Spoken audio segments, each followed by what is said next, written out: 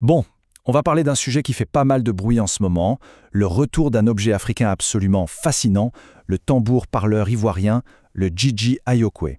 Après plus d'un siècle dans un musée français, il rentre enfin chez lui, c'est un moment fort, c'est certain. Mais, et si ce n'était pas aussi simple que ça? Sur le papier, l'histoire est belle, hein. C'est simple, c'est puissant, et tout le monde est à peu près d'accord dessus. C'est une question de justice culturelle.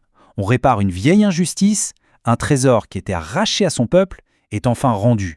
C'est une immense victoire symbolique, non seulement pour la Côte d'Ivoire, mais pour tout le débat sur la restitution des œuvres d'art. Et pourtant, dès qu'on commence à gratter un peu le vernis, cette belle histoire si claire se fissure de partout. La vérité autour de ce tambour, en réalité, elle est bien plus compliquée, pleine de contradictions, de récits qui s'opposent. Alors attention, parce que derrière ce récit un peu trop parfait, se cache un véritable puzzle historique. Commençons par le début, le moment clé, 1916, l'année où le tambour a été pris. On pourrait se dire, bon, ça au moins, c'est un fait, c'est clair, c'est gravé dans le marbre. Sauf que non, pas du tout.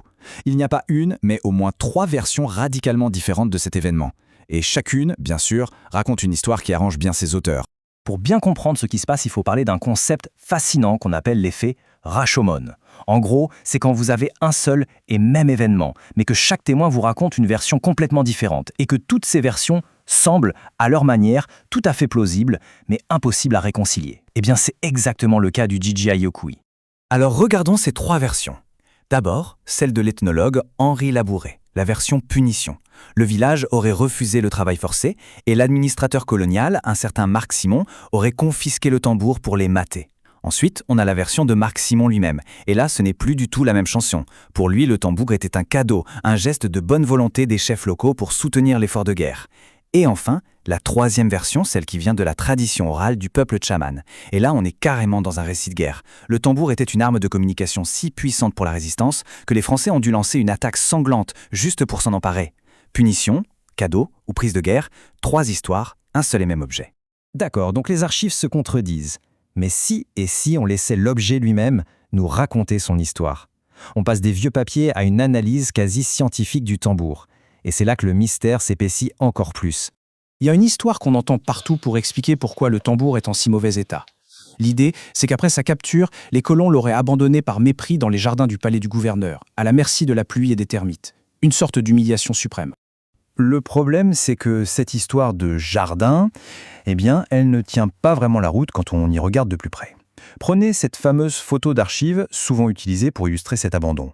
On y voit un jeune garçon assis sur le tambour. Mais regardez bien l'arrière-plan. Ça ne ressemble en rien à l'architecture du palais du gouverneur. Pas du tout. On dirait bien plus un décor de village avec des cases traditionnelles. Et attendez, ce n'est pas tout. Regardez cette gravure. Elle a été publiée en 1900, c'est-à-dire 16 ans avant sa confiscation. On dirait bien que c'est notre Gigi Ayokwe, mais regardez son pied, il est déjà endommagé. Ça suggère que le tambour avait déjà vécu, qu'il portait déjà les cicatrices d'une longue histoire, avec ses propres accidents et réparations, bien avant l'intervention française. L'histoire de sa dégradation est donc bien plus complexe qu'on ne le pense. Et l'objet lui-même nous cache encore d'autres secrets. Aujourd'hui, on aime insister sur son rôle social, unificateur. Mais ces sculptures, elles, racontent une toute autre histoire, une histoire bien plus violente. Quand on s'approche, on voit des têtes coupées, des rangées de mâchoires humaines. C'était un tambour de guerre, un objet de pouvoir militaire sur lequel on exposait les trophées des ennemis vaincus. Un aspect un peu brutal, qu'on a tendance à adoucir, voire à oublier aujourd'hui. Ça nous amène à une autre question. On dit souvent que sa disparition a provoqué un véritable effondrement social pour la communauté. Mais si cet objet était à ce point vital, la logique ne voudrait-elle pas qu'on cherche à le remplacer ? Eh bien, regardez ces photos des années 1930. On y voit le chef Nangui Abrogwa, du même village, posé fièrement à côté d'un autre tambour. Alors oui, il est plus petit, mais le style est très très proche. On retrouve la même iconographie guerrière. L'existence de ce second tambour nuance quand même beaucoup l'idée d'une communauté qui serait restée paralysée, incapable de se réinventer après sa perte. On a beaucoup parlé du passé. Faisons un saut dans le temps et revenons à aujourd'hui. Parce que si le départ du tambour était un véritable casse-tête, son retour, vous allez voir, est tout aussi complexe, et pour des raisons complètement inattendues. Et là, on arrive peut-être au rebondissement le plus surprenant de toute cette affaire. Le tambour ne retourne pas dans son village d'origine, non. Il va être exposé dans un musée national. Et pourquoi ? Parce que c'est la communauté elle-même qui a demandé ça. Ce porte-parole explique très bien. Il y a une vraie crainte que le retour de cet objet, qui est spirituellement très très chargé, ne réveille d'anciennes pratiques et ne crée des tensions au sein d'une communauté qui est aujourd'hui majoritairement chrétienne. Et cette peur, elle ne sort pas de nulle part. Il y a un contexte qu'on oublie souvent. C'est que la plus grande vague de destruction d'objets culturels en Côte d'Ivoire n'a pas toujours été le fait des colons. Au XXe siècle, des mouvements prophétiques locaux très puissants, comme ceux de Harris ou d'Acho, ont prêché contre les fétiches et ont organisé leur destruction massive et volontaire. L'histoire de la disparition du patrimoine est donc aussi une histoire interne, purement ivoirienne. Alors au final, qu'est-ce qu'on retient de tout ça? Comment s'y retrouver dans ce labyrinthe de récits, de souvenirs contradictoires, de vérités qui s'affrontent? Peut-être que la vraie histoire du Gigi Ayokwe, ce n'est pas d'avoir à choisir une version plutôt qu'une autre. Peut-être que sa véritable richesse, c'est justement d'être la somme de toutes ces histoires. Il est tout ça à la fois.